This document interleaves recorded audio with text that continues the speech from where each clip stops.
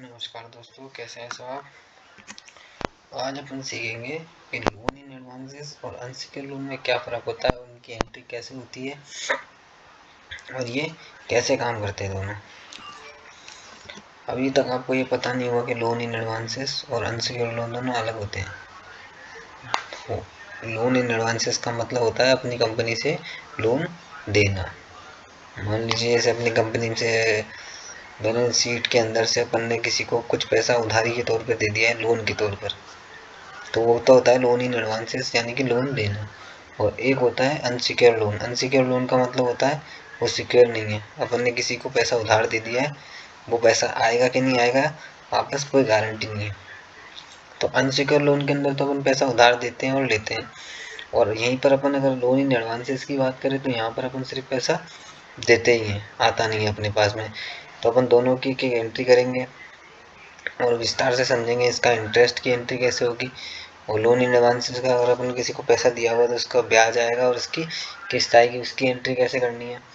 ठीक है, तो हमारे साथ में वीडियो बने रहने के लिए हमारे चैनल को सब्सक्राइब कर दें। अब शुरू से अपन प्रोसेस समझते हैं। देखिए, सबसे पहले आप बैलेंस शीट पर आओगे तो यहाँ पर आपको करंट एसेट्स दिखेंगे और यहाँ पर दिखेंगे करंट लायबिलिटी। ठीक है, अनसिक्योर लोन जो चलता है ना वो लोन लायबिलिटी के अंदर चलता है, और लोन इन एडवांसेस जो होता है वो करंट एसेट्स के अंदर में चलता है। ये करंट एसेट्स के अंदर में इसलिए चलता है क्योंकि वो अपनी संपत्ति है, अपन अपनी संपत्ति मतलब एसेट्स में से अपनी कुछ पैसा किसी को उधार दे रहे हैं। और लोन ये होता है लोन इन लायबिलिटीज के, अनसिक्योर लोन लोन इन लायबिलिटी के अंडर में आता है, क्योंकि यहाँ पर क्या है ना, वो पैसा अपन उधार भी देते हैं और लेते भी हैं। इसलिए यहाँ पर जो चीज़ आएगी वो सिर्फ अपने पास में एज इट इज़ फिक्स है, अपने पास में अपनी निजी संपत्ति है।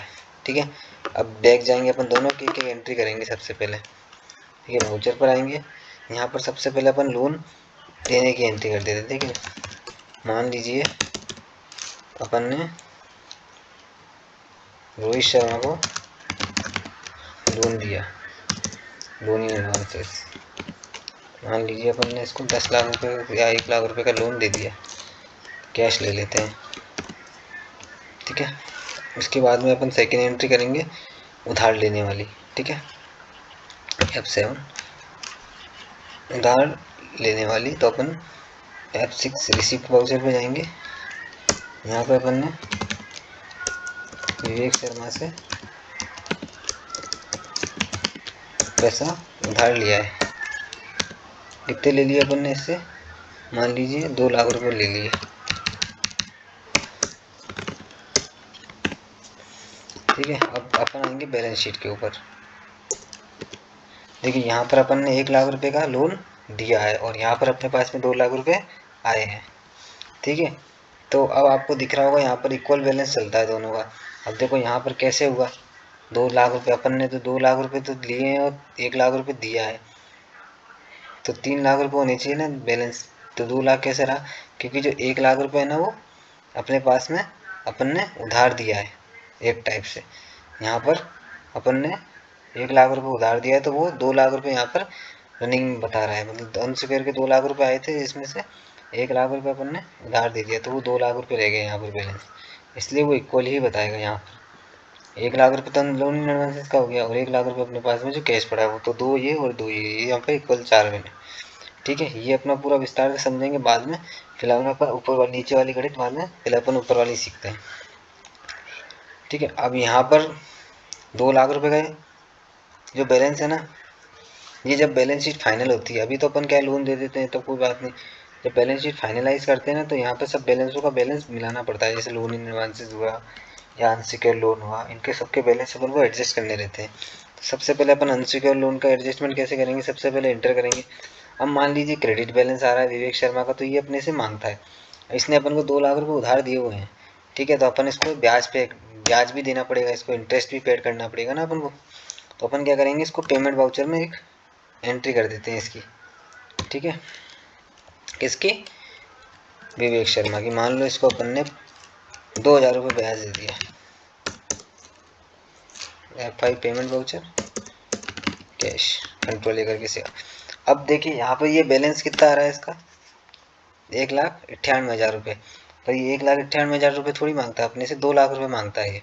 तो ये 2,000 रुपये इसका ब्याज है, बस ब्याज की एंट्री करी है अपन ने, अब इसको एडजस्ट भी करना होता है। तो यहाँ पे सबसे पहले इसको विवेक शर्मा को अपन जनरल वाउचर के अंदर क्या करेंगे, यहाँ पर इंटरेस्ट डेबिट के अंदर इंटरेस्ट रखेंगे, interest paid to Vivek Sharma, under रखेंगे क्या, इनडायरेक्ट एक्सपेंसेस, खर्चा है ना अपना कितना 2000 रुपये, और यहाँ पर आ जाएगा विवेक शर्मा, कंट्रोल लेकर के सेव करेंगे। देखो 2 लाख रुपए का वापस आ गया बैलेंस यहाँ पर इंटरेस्ट की एंट्री हो गई, interest paid to Vivek Sharma. ठीक है, ये अनसिक्योर्ड लोन का प्रोसेस हो गया। यहाँ पर ये अनसिक्योर्ड लोन का प्रोसेस चलता है यहाँ पर, मान लीजिए अगर ऐसा हो तो, ठीक है, अगर अपन चाहें तो यहाँ पर ये 2,00,000 रुपये की एंट्री तो कर देंगे, बट यहाँ पर ये जो एंट्री नहीं करेंगे तो ये बैलेंस में यहाँ पर फर्क आ जाएगा, ये 2,02,000 रुपये आ जाएंगे ये वाले यहाँ पर क्लोजिंग की जगह पर अपन को कितना आना है यहाँ पर 2 लाख रुपये। ठीक है, ये तो हो गई अनसिक्योर्ड लोन की एंट्री, हर महीने में ऐसे ही करनी है अपन को, महीने या फिर साल के अंत में, जैसे भी अकॉर्डिंग टू सिचुएशन, जैसे भी अपन ब्याज उसको दे रहे हैं। तो ठीक है, ये एंट्री हो गई। अब बैक जाएंगे अपन, अब आते हैं अपन लोन इन एडवांसेस पे। ठीक है, यहाँ पर डेबिट बैलेंस है, यहाँ पे उल्टा है, यहाँ पे अपने पास में किस्त आएगी हर महीने। तो यहाँ पे F6 receipt voucher Rohit Sharma, मान लीजिए 5,000 रुपये की इससे अपनी किस्त आ रही है, कैश मान लो, कंट्रोल लेकर के सेव करेंगे। देखो, और अभी अपन इससे 95,000 रुपये मांगते हैं। अब इस 95,000 में से मतलब मान लीजिए 2,500 का जो इंटरेस्ट है और 2,500 की है इसकी किस्त, तो 2,500 रुपये इंटरेस्ट में डालेंगे। F7 जनरल वाउचर, यहाँ पर आ जाएगा आपके Rohit Sharma 2,500 debit to interest receive to Rohit Sharma, ये आ जाएगा अपना इनडायरेक्ट इनकम या फिर कैपिटल अकाउंट, कुछ भी ले सकते हैं, कंट्रोल लेकर के सेव करेंगे। ये अपनी इनकम है ना, इसलिए अब देखो यहाँ पर 97,500 रुपये अपन इससे मांगते हैं। यहाँ पे 1 लाख रुपए का अपन ने लोन दिया, 5,000 रुपये की वो आई अपने पास में EMI, और 2,500 रुपये का अपना इंटरेस्ट लग गया, तो 97,500 रुपये अपन इससे मांगते थे। देख रहा है ना यहाँ पर, ये इस प्रकार से चलती है लोन इन एडवांसेस और अनसिक्योर्ड लोन की एंट्री, इस प्रकार से। वहाँ पर पूरा अमाउंट चलता है, यहाँ पर आधा आधा, half half, according to situation, अपन ने किस सिचुएशन में मतलब किस मतलब उसको कितने रेट ऑफ इंटरेस्ट में अपन ने उसको मतलब पैसा दिया है, यहाँ पर रोहित शर्मा को फिक्स रहता है, तो उसके हिसाब से अपन को यहाँ पे इंटरेस्ट की एंट्री करनी है किस्त के हिसाब से। ठीक है ना।